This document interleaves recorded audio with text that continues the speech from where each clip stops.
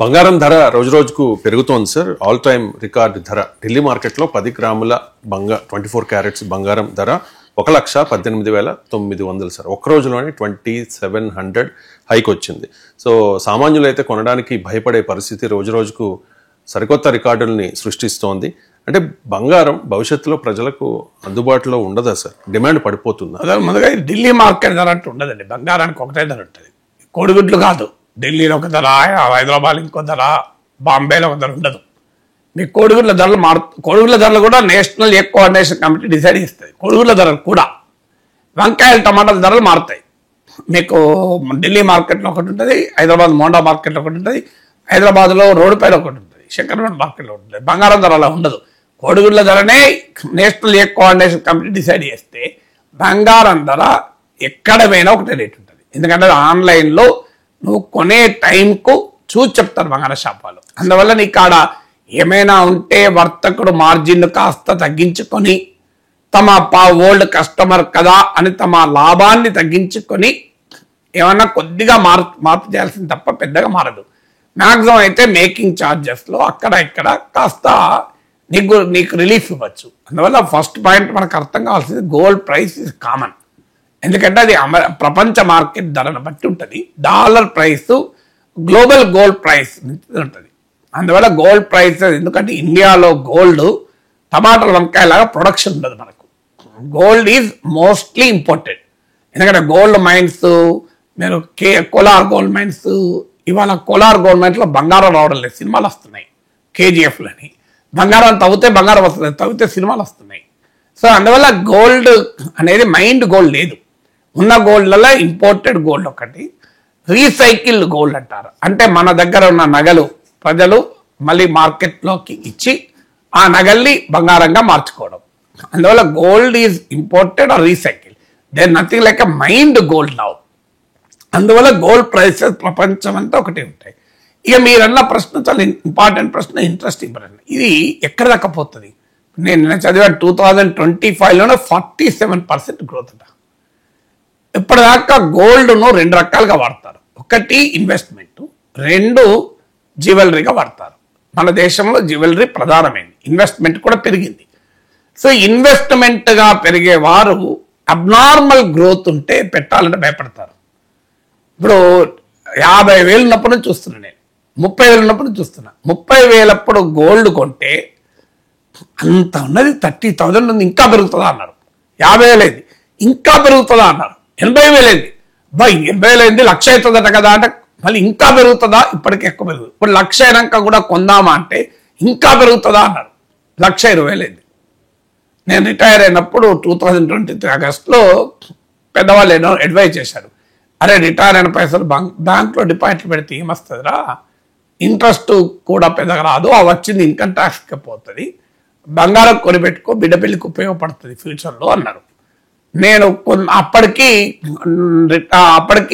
50,000 ఉంది, అంత రేట్ ఉంది కదా, ఇంకా పెరుగుతుంది అన్న. కొనిపెట్టుంటే నా రిటైర్మెంట్ ఫండ్ వచ్చిన పైసలు ఇలా రెట్టింపయ్యాయి. కానీ ఆ రోజుల్లో బంగారం పైన ఇన్ని వీడియోలు చేసి ఇంత మాట్లాడిన నేనే నా రిటైర్మెంట్ డబ్బులు బ్యాంకుల్లో ఉంచుకున్న డిపాజిట్ తీసి కానీ గోల్డ్గా మార్చుకోలే. టైం అంటే అర్థం ఏంటి? Gold as an investment option కూడా మార్కెట్ ఇంత వాలటైల్గా ఉంటే, మార్కెట్ ఇంత అబ్నార్మల్గా ఉంటే పెట్టలేరు, భయపడతారు.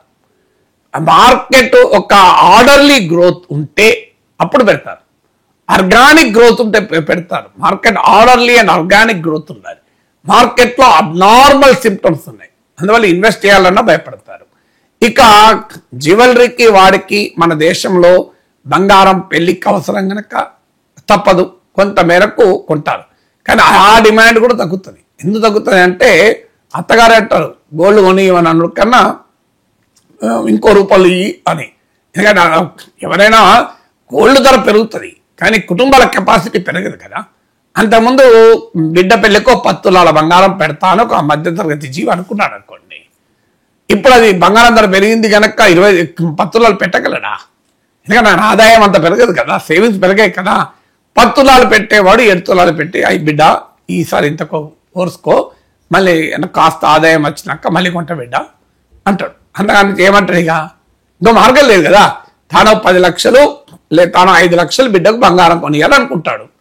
5 లక్షల్లో 10 తులాలు వస్తే 10 తులాలు కొంటాడు, కానీ 5 లక్షల్లో 5 తులాలే వస్తే ఏం చేయగలుగుతాం? 4 తులాలు వేస్తే కాస్త స్ట్రెచ్ చేసి 5 లక్షల బంగారం కొనాలనుకున్నాడు.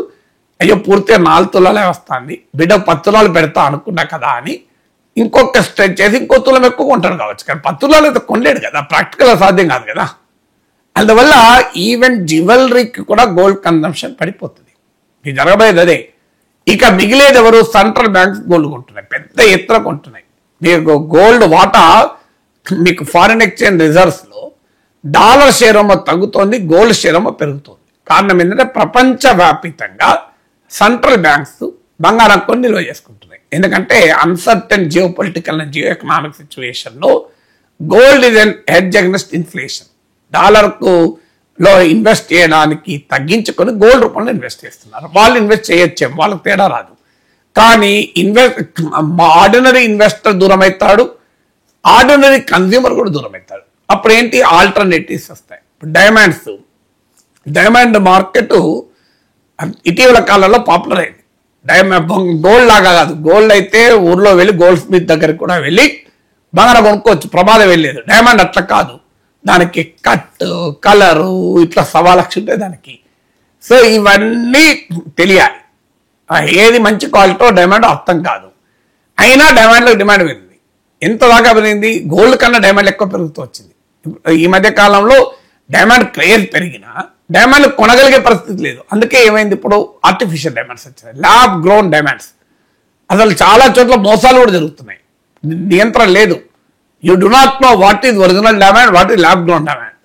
సామాన్యుడికి అర్థమే కాదు, దాని కట్ కలర్ ఇవన్నీ తెలిసిన అర్థం కాదు, అన్లెస్ షాప్ వాళ్ళు చెప్తే తప్ప ఇది ఆర్టిఫిషియల్ డైమండ్, ఇది రియల్ డైమండ్ అని. అందువల్ల గోల్డ్ అయినా గోల్డ్లోనే మీకు ఇంప్యూరిటీ ఉండే ప్రమాదం ఉంది. కానీ కనీసం గోల్డ్ను పెద్దవాళ్ళు గుర్తుపట్టగలుగుతారు, అనుభవం ఉన్నవాళ్ళు. కల్తీ బంగారమా ఒరిజినల్ బంగారమా మన ఊర్లో ఉన్న గోల్డ్ స్మిత్కి పట్టుకపోయి ఇచ్చినా గుర్తుపడతారు, ఈజీ గుర్తుపడతారు. ఇక గోల్డ్ ఆ ప్రాబ్లం లేదు. నగలు చేయించేటప్పుడు బంగారము తో నగ రాదు గనక ఇంత కాపర్ ఆడి చేస్తాడు. కానీ నార్మల్గా అయితే గోల్డ్ ఈజ్ అవైలబుల్ ఒకటే రకంగా. డైమండ్ అట్లా కాదు, ఇప్పుడు ఆల్రెడీ ల్యాబ్ గ్రోన్ అంటే ప్రయోగశాలల్లో కృత్రిమంగా తయారు చేసే డైమండ్లు వచ్చేసినాయి. మార్కెట్ అంతా ఇలా ఆర్టిఫిషియల్ డైమండ్సే, ల్యాబ్ గ్రోన్ డైమండ్స్. అందువల్ల ఇలా కస్టమర్లు పాపం మోసపోతున్న పరిస్థితి. ఎడబడితే ఆ డైమండ్ కొంటే అన్యాయం అయిపోతారు. సో ఇదొక ఛాలెంజ్. మీకు ఆటోమేటిక్గా ప్రత్యామ్నాయాలు వస్తాయి. అలాగే ఇప్పుడు గోల్డ్ ధరలు పెరిగాయి, గోల్డ్ కోటెడ్ ఆర్టిఫిషియల్ జ్యువెలరీ వచ్చింది. అసలు చూస్తే నీకు బంగారమే అనుకుంటారు. ఆర్టిఫిషియల్ జ్యువెలరీ మీకు అదే ఒక బంగారము నక్లెస్ చేయించుకోవాలంటే 20 లక్షలు అయితే 5,000 10,000లలో క్వాలిటీ ఆర్టిఫిషియల్ జ్యువెలరీ వస్తుంది. క్వాలిటీ వేసుకునే వారికి పర్సెప్షన్ ఇది బంగారం కాదు అని సొంత భావన తప్ప బయటోడు ఎవడు గుర్తుపట్టలేడు. అంత బ్రహ్మాండం ఒకప్పట్లాగా లేదు. క్వాలిటీ ఆర్టిఫిషియల్ జ్యువెలరీ వచ్చేసాయి, నీకు బంగారం లాగానే కనబడతాయి. ప్రజలు దానికి పోతున్నారు, ఏం చేస్తారు? వెండి సిల్వర్ కాస్ట్లీ అవుతుంది, అందుకే సిల్వర్ కోటింగ్ వస్తున్నది. ఇటాలియన్ సిల్వర్ వస్తుంది, మీరు గమనించండి. సిల్వర్ లాగానే ఉంటుంది ఇటాలియన్ సిల్వర్, కానీ చాలా చీప్. సో మీకు అమెరికన్ డాలర్ తర్వాత ఇంకో కంట్రీ సింగపూర్ డాలర్ సేమ్ ఉంటుంది కదా రేటు. సో ఆ రకంగా మీకు Indian rupee Nepali rupee rate ఒకటే ఉండదు కదా. అట్లా మన సిల్వర్ కన్నా ఇటాలియన్ సిల్వర్ వచ్చేసింది గమనిస్తే. అందువల్ల బంగారము ఒక బియాండ్ పాయింట్ వెళ్తే పెద్ద ఎత్తున డిమాండ్ కూడా పడిపోతుంది. సో అనివార్యంగా పడిపోతుంది. ఎందుకంటే ఏం చేయగలుగుతారు? బహుశా ఇలాగే అయితే ఒక 100 ఏళ్ల తర్వాత మానవ జాతి చరిత్ర వస్తే మానవ సమాజంలో గతంలో బంగారాన్ని చాలా ఎక్కువగా వాడేవారు. ఇప్పుడు అంటాను చూడండి, రాయల వారి కాలంలో మార్కెట్లలో రతనాలు పోసి అమ్మేవారట అని మనకు చరిత్రలో పాఠాలు అంటారు. అది నిజమో నాకు తెలియదు, కానీ రాయలసీమలో ఇలా మన కూరగాయల బండ్లు వేరుశనక్కాయ మొక్కజొన్న కంకులు అమ్మినట్టు రతనాలు అమ్మేవాళ్ళు అని. అది అమ్మారో తెలియదు, కానీ ఆ పరిస్థితి ఇప్పుడు లేదు కదా. నెక్స్ట్